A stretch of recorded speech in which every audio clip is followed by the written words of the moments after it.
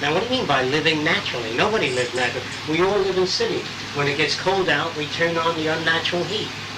And when the sun's too hot, we turn on the Venetian blinds. What's natural? Marriage is not natural.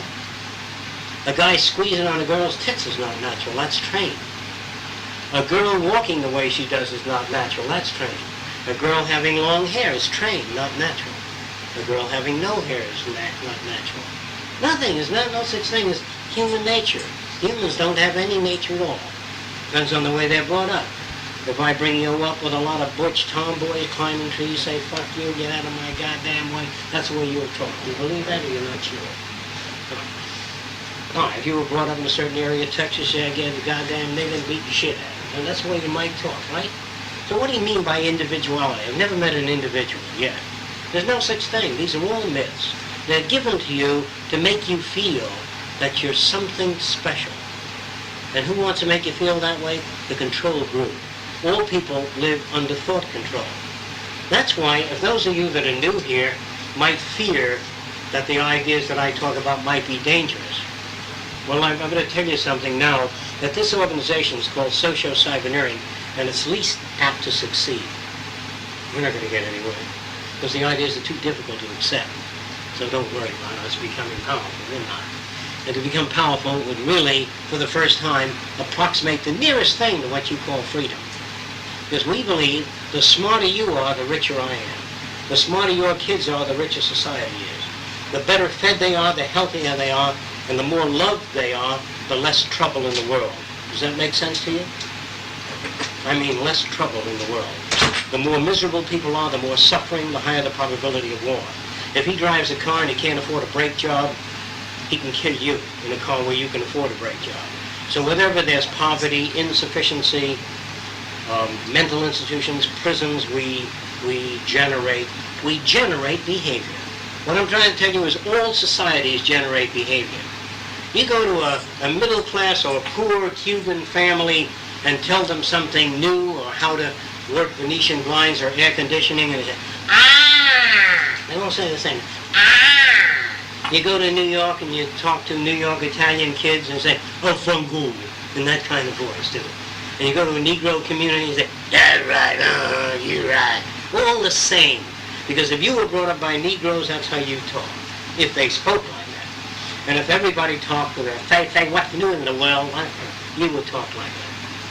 So individuality is a crock of shit where with contacts we've had with others. Every book you read, every movie you saw, every symbol you had is a little bit of what we are. But, of course, I feel like an individual. When I go out and you show me 5 automobiles and I pick this one, I feel like I'm making a choice. I really do. Like if I lived 500 years ago and I thought of buying a nice car for you, I would buy something like that. You know, I really would. I make a down payment on it and I buy the thing. Because I have nothing else in my mind. I don't picture a jet aircraft. So what do I buy? I buy what exists. They say, well, you can go to university now and study anything you want to study. That's a crock of shit. Because in the early days, when you get back, say, 500 years ago, and you went before the king and says, I'd like to study something, he says, well, you can make flaming arrows, javelins, you can hammer out armor, you have a course in that, you know, armorsmith, you can fix chariot wheels. You couldn't study anything you wanted to study. Young American kids, when they go out into the world, in the park, you see a baseball field or a football field. Some of you say, well, that's fine. That's shit. You don't see any chemistry labs for kids that love chemistry. You don't see an area where they can go and study aeronautics or the earth sciences. Why don't you have every goddamn park have music, art, science, theater, photography? How come it's always baseball and football? I'm going to give you the reason for it. To enhance aggressive behavior. To get men to grab a wall, take it away from somebody else, knock the other guy over. In case of a war or conflict, there's generated loyalty to team and aggression.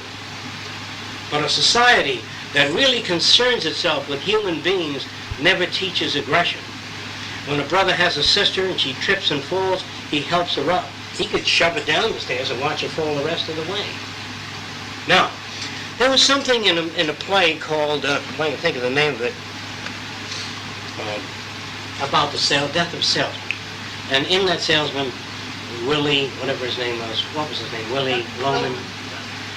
He he wanted to know how his uncle succeeded, how he made so much money. I mean, he was always starving. So his uncle said, one of the uncles said, "Come on, son, let's go out in the backyard and fight." And he's boxing with the kid, and the kid hits the uncle lightly, and the uncle falls on the ground, and he says, "Gee, I hope I didn't hurt you." He says, "Never stick your hand out to a man that's down. Keep him down." That's the theory of business enterprise. You don't know that. To undersell another corporation and break their back. If you have a supermarket and you know I got $50,000 in the bank, if you sell stuff for 5 weeks or 3 months cheaper than I go out of business. So the whole theory of a shrewd businessman is to go to some Mexican plant and say, "How much would you charge to turn out these pipes?" And she says, 50 cents a piece. I said, "Make it 30 and I'll order 5,000. Make it 20 cents a piece or 15 cents a piece and I'll order 30,000. And she has to hire people for $50 a day. So a shrewd businessman fucks the existence of other people. You admire successful people in this country. They are the meanest sons of bitches that ever lived. If you go out in South Florida and buy 50 acres for $10,000 and later sell it for $70,000, they call you a good businessman. No, all the values are twisted.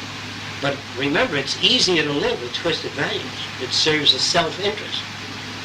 So if you're really self-interest centered, this is the philosophy. You go out into the world with your finger up everybody's ass and a smile, and your hand on their shoulder. But if you understand what I'm talking about, this system offers an alternative, and the alternatives in the system are quite different. Now, before I go on, do you have any questions you want to ask me? Maybe I've said things that you don't agree with.